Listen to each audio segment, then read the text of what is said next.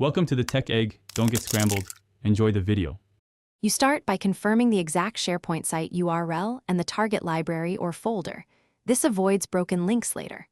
Once done, make sure your account has read access. If not, request it now. Open Excel or Power BI, go to Get Data, choose from SharePoint folder, and paste the site URL. You do this to let Power Query enumerate files. That listing powers subsequent filters and transformations, so you aren't guessing file names or paths. After connection, Power Query shows name, folder path, and content columns.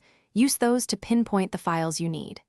Next, apply filters by file extension, modified date, or specific folder, so you only combine relevant files.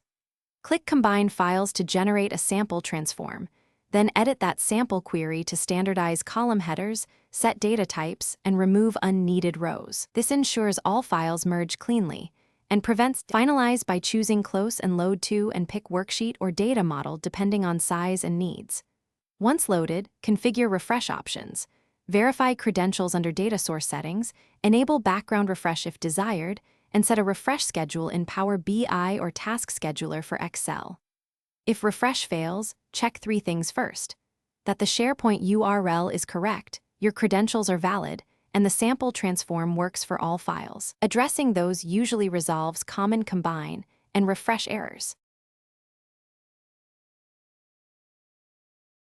Thanks for watching. Consider subscribing if I helped unscramble your problems.